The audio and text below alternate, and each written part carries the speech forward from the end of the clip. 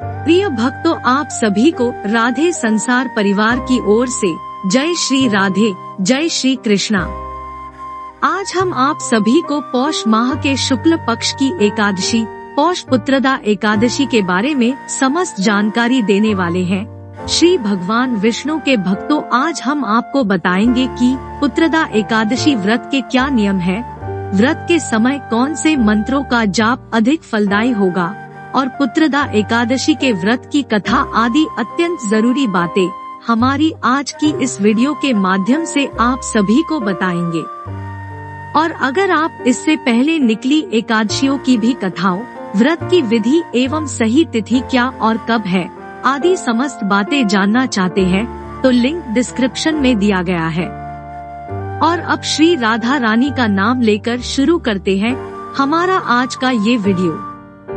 आप सभी का एक बार फिर से बहुत बहुत स्वागत है हमारे YouTube चैनल राधे संसार पर, और मुझे पूरा विश्वास है कि आप सभी ने हमारा YouTube चैनल तो सब्सक्राइब कर ही लिया होगा, ताकि आगे भी आपको हर एकादशी, त्योहार आदि की सही तिथि, व्रत कथा आदि समस्त जानकारी समय से मिलती रहे। और यदि अभी सब्सक्राइब करना बाकी है तो मेरा आप ईश्वर प्रेमियों से निवेदन है, चैनल को सब्सक्राइब जरूर कर लें, ताकि आगे भी आप सभी का प्यार व आशीर्वाद हमारे लिए प्रेरणा स्रोत बना रहे और हम हमारे हिंदू धर्म का प्रचार प्रसार यूं ही करते रहें। अगर आप भी किसी अति आवश्यक विषय पर जानकारी चाहते हैं तो हमें हमारे कमेंट सेक्शन में जरूर बताएं, हमें उत्तर देने में बहुत खुशी होगी। और अब वापस बात कर लेते हैं पुत्रदा एकादशी व्रत के नियम, मंत्र एवं कथा की। इस व्रत को रखने से संतान प्राप्ति होती है, इसलिए इसे पुत्रदा एकादशी कहा जाता है। इस व्रत को करने से सभी पापों से मुक्ति मिलती है और मोक्ष प्राप्त होता है। पौष पुत्रदा एकादशी का व्रत रखने के नियम। व्रती को एकादशी के दिन ब्रह्मचर्य का पालन करना चाहिए। उसे दिन भर उपवास करना चाहिए और शाम को भगवान विष्णु की पूजा करनी चाहिए। पूजा में भगवान विष्णु को तुलसी के पत्ते, चंदन, अक्षत, फूल, धूप, दीप और नैवेद्य अर्पित करना चाहिए। भगवान विष्णु के मंत्रों का जाप करना चाहिए और आरती करनी चाहिए। व्रती को अगले दिन द्वादशी के दिन सूर्योदय के बाद ही भोजन करना चाहिए। पौष पुत्रदा एकादशी का व्रत रखने से सभी मनोकामनाएं पूरी होती है और सभी पापों से मुक्ति मिलती है। यह व्रत सभी के लिए अत्यंत लाभकारी है। व्रत के दिन कुछ काम नहीं करने चाहिए, जैसे झूठ बोलना, किसी का बुरा भला सोचना, क्रोध करना, मांस, मदिरा आदि का सेवन करना। मोक्षदा एकादशी व्रत करने से सभी पापों का नाश होता है और मोक्ष की प्राप्ति होती है। पौष पुत्रदा एकादशी व्रत के मंत्र इस प्रकार है।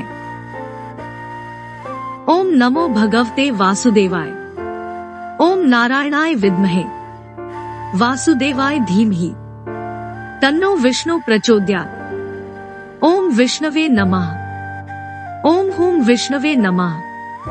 इन मंत्रों का जाप एकादशी के दिन सुबह उठकर और रात को सोने से पहले किया जा सकता है। इन मंत्रों के जाप से भगवान विष्णु की कृपा प्राप्त होती है और व्रत का फल अधिक प्राप्त होता है। पौष पुत्रदा एकादशी व्रत के दिन भगवान विष्णु के स्तोत्र, भजन और आरती का पाठ भी किया जा सकता है।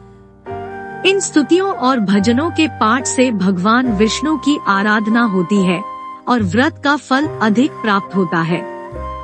पौष पुत्रदा एकादशी व्रत के दिन दान करना भी शुभ माना जाता है।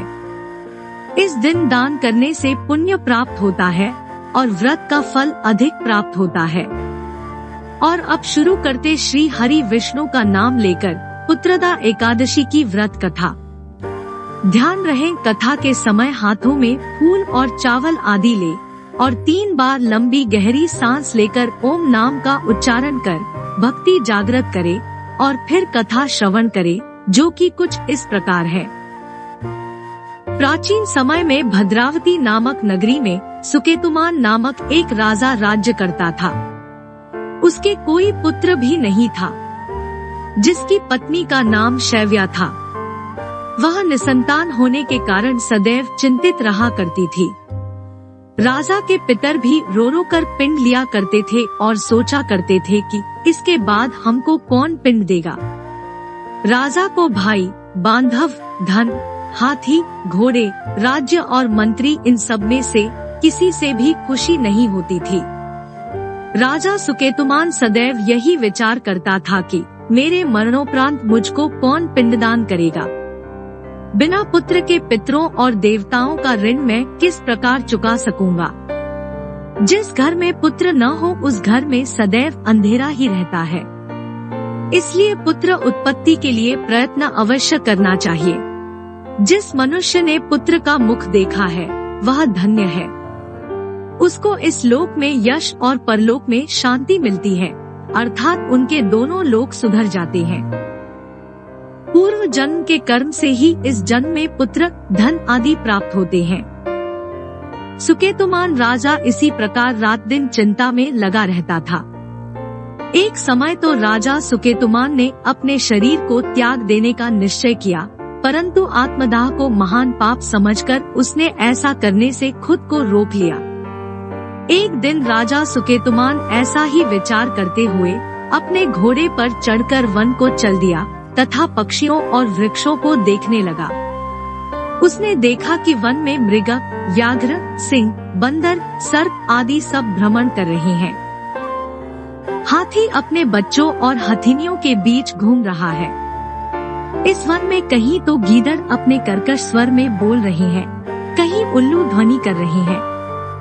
वन के दृश्यों को देखकर राजा सोच विचार में लग गया। इसी प्रकार आधा दिन बीत गया। वह सोचने लगा कि मैंने कई यज्ञ किए, ब्राह्मणों को स्वादिष्ट भोजन से तृप्त किया, फिर भी मुझको दुख प्राप्त हुआ, क्यों? राजा प्यास के मारे अत्यंत दुखी हो गया और पानी की तलाश में इधर उधर फिरने लगा। थोड़ी दूरी पर राजा ने एक सरोवर देखा। उस सरोवर में कमल खिले थे तथा सारस, हंस, मगरमच्छ आदि विहार कर रहे थे। उस सरोवर के चारों तरफ मुनियों के आश्रम बने हुए थे। उसी समय राजा के दाहिने अंग फड़कने लगे। राजा शुभ शकुन समझकर घोड़े से उतरकर मुनियों को दंडवत प्रणाम करके बैठ गया। राजा को देखकर मुनियों ने कहा, हे राजन, हम तुमसे अत्यंत प्रसन्न हैं। तुम्हारी क्या इच्छा है सो कहो। राजा ने पूछा, महाराज आप कौन हैं और किस लिए यहाँ आए हैं, कृपा करके बताइए। मुनि कहने लगे कि हे राजन, आज संतान देने वाली पुत्रदा एकादशी है। हम लोग विश्वदेव हैं और इस सरोवर में स्नान करने के लिए आए हैं। यह सुनकर राजा कहने लगा कि महाराज मेरे भी कोई संतान नहीं है। यदि आप मुझ पर प्रसन्न हैं तो एक पुत्र का वरदान दीजिए। मुनि बोले, हे राजन, आज पुत्रदा एकादशी है, आप अवश्य ही इसका व्रत करें। भगवान की कृपा से अवश्य ही आपके घर में पुत्र होगा। मुनि के वचनों को सुनकर राजा ने उसी दिन एकादशी का व्रत किया और द्वादशी को उसका पारण किया।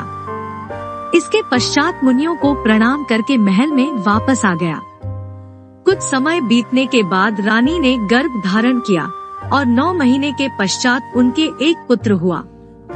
वह राजकुमार अत्यंत शूरवीर, यशस्वी और प्रजापालक हुआ और अंत में राजा सुकेतुमान भी धरती पर सुख भोग कर स्वर्ग को प्राप्त हुआ और अपने पितरों के पिंड दान आदि चिंता से भी मुक्त हो गया। पुत्र की प्राप्ति के लिए पुत्रदा एकादशी का व्रत करना चाहिए।